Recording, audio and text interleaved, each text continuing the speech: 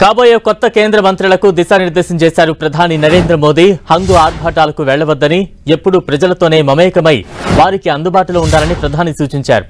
ఎవరికి కేటాయించిన శాఖలపై వారు పట్టు సాధించాలని, ఇందుకోసం ప్రతి వారం 4 రోజుల పాటు వారి వారి శాఖలపై సమీక్షలు చేయాలని, మిగతా రోజులను తమ తమ నియోజకవర్గాల కోసం కేటాయించాలని అన్నారు ప్రధాని మోదీ. ఇక తాజా అప్డేట్స్ అందించేందుకు మా ప్రతినిధి అజయ్ లైవ్ లో సిద్ధంగా ఉన్నారు. అజయ్. ఎస్ బలరాం, కొద్దిసేపటి క్రితమే నరేంద్ర మోదీ కాబోయే కేంద్ర మంత్రులతో సమావేశమయ్యారు తన ఇంట్లో.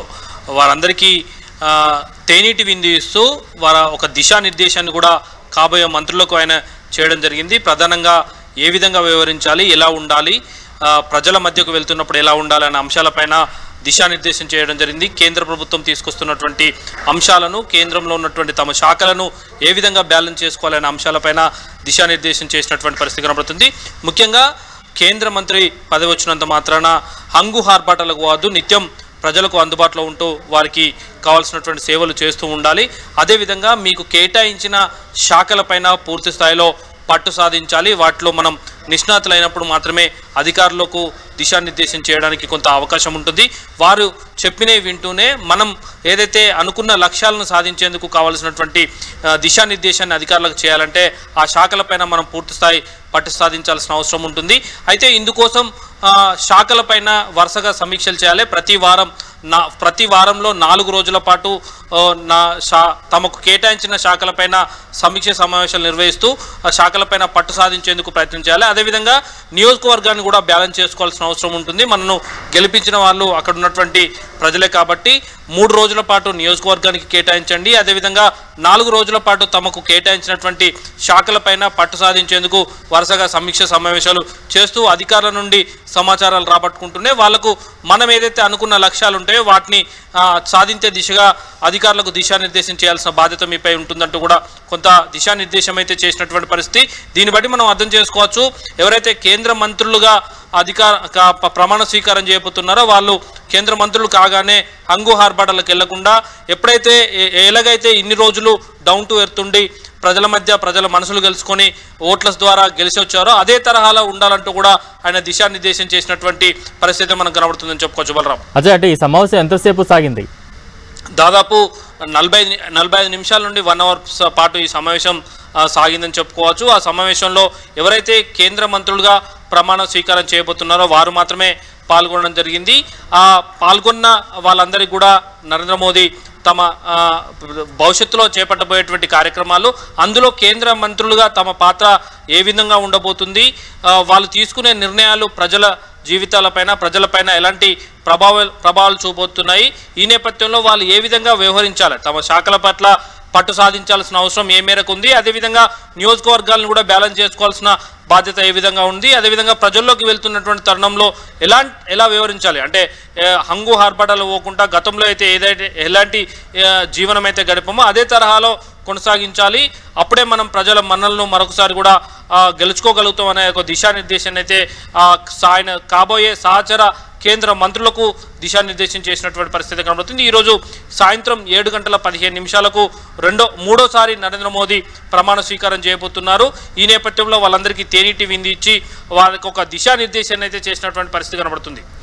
అదే అంటే బీజేపీ శ్రేణుల్లో దేశవ్యాప్తంగా కావచ్చు, రాష్ట్ర వ్యాప్తంగా కావచ్చు ఎటువంటి జోష్ కనిపిస్తోంది. ప్రధాని మూడోసారి ప్రధానిగా నరేంద్ర మోదీ ప్రమాణ స్వీకారం చేయబోతున్నారు. తెలంగాణ నుంచి 2 కేంద్ర మంత్రుల బెర్తులు ఖరారయ్యాయి.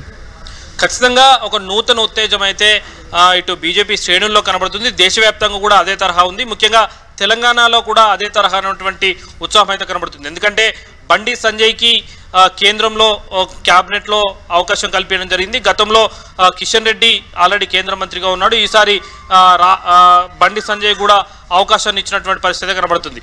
ఇలాంటి తరుణంలో బీజేపీ శ్రేణులు ఎవరైతే ఉన్నారో ముందు నుండి కొంత రాష్ట్ర అధ్యక్షుడిగా ఆయన పక్కబెట్టిన కాడికి వెళ్ళి కొంత బీజేపీ శ్రేణుల్లో ఆయన అనుచరుల్లో కొంత నిరాశ ఉన్నప్పటికీ ఖచ్చితంగా జాతీయ పార్టీ ఎవరైతే కార్యకర్తలు ఉంటారో వారందరికీ పనిచేసిన వారికి ఒక తగిన గుర్తింపు ఉంటుంది అన్న ఉద్దేశంతో ఈ కేంద్ర మంత్రి పదవి దక్కింది. ఖచ్చితంగా పార్టీ కోసం పనిచేయాలి, ఎలాంటి పదవులు ఉన్నా లేకున్నా అనేది మరొకసారి నిరూపితమైందన్నది కూడా కార్యకర్తల్లో డిస్కషన్ చేసుకున్నటువంటి పరిస్థితి కనబడుతుంది.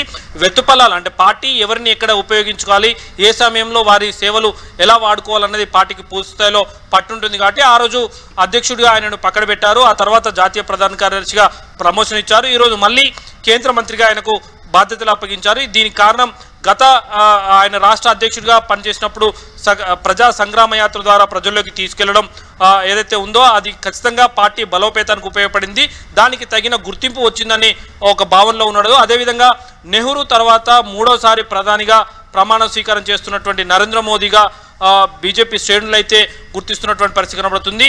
బీజేపీ 2 ఎంపీ సీట్లతో ప్రస్థానం స్టార్ట్ అయ్యి అంచెలంచెలుగా ఎదుగుతూ మూడోసారి బీజేపీ అధికారంలోకి వరుసగా వచ్చే పరిస్థితికి దేశంలో రావడం పట్ల వాళ్ళు కొంత గర్వంగానే ఫీల్ అవుతున్నారని చెప్పుకోవచ్చు. ఆసియా ఖండానికి సంబంధించినటువంటి ఏదైతే దేశాది నేతలు ఈ నరేంద్ర మోదీ మూడోసారి ప్రమాణ స్వీకారానికి రాబోతున్న విషయాలను కూడా డిస్కస్ చేసుకున్నటువంటి పరిస్థితి కనబడుతుంది. ఖచ్చితంగా ఈ 3.0లో గతంలో తీసుకున్నటువంటి నిర్ణయాలకు భిన్నంగా మరింత దూకుడుగా కూడా కేంద్రంలో అధికారంలో వస్తున్నటువంటి ఎన్డీఏ పార్టీ నిర్ణయాలు తీసుకునే అవకాశాలు ఉంది అనే అంశాలను కూడా బీజేపీ శ్రేణుల్లో చర్చ జరుగుతున్నటువంటి పరిస్థితి కనబడుతుంది. అయితే ఎన్డీఏతో అధికారంలోకి వచ్చినప్పటికీ గతంలో ఏదైతే దూకుడు ఉందో అదే దూకుడును ప్రదర్శిస్తారు. బీజేపీ పూర్తిస్థాయి ఎంపీ సీట్లు అధికారంలోకి వచ్చినా రాకున్నా ఆ దూకుడును మాత్రం ఎక్కడ తగ్గించే అవకాశం లేదు. ఎందుకంటే కీలకమైనటువంటి శాఖలన్నింటినీ కూడా బీజేపీ తన దగ్గర పెట్టుకుంటుంది. ముఖ్యంగా కేంద్ర హోంశాఖ, రక్షణ శాఖ, అదేవిధంగా ఏదైతే ఫైనాన్స్ లాంటి కీలక శాఖలు ఏవైతే ఉన్నాయో దానికి సంబంధించినటువంటి ఆ ముఖ్యమైన శాఖలన్నీ కూడా బీజేపీకి సంబంధించిన నేతల వద్దనే పెట్టుకుంటుంది. కాబట్టి ఇదే ఇంతకంటే నిదర్శనం ఇంకేముంటుంది. ఎక్కడ కూడా దూకుడు తగ్గించే విషయం అయితే ఉండదు. ఖచ్చితంగా ప్రపంచ స్థాయిలో మరో విశ్వగురుగా భారతదేశాన్ని నిలబెట్టడం ఈ టర్మ్లో సాధ్యమవుతుందన్న అంచనాలు అయితే బీజేపీ శ్రేణుల నుండి వ్యక్తమవుతున్నటువంటి పరిస్థితి కనబడుతుంది.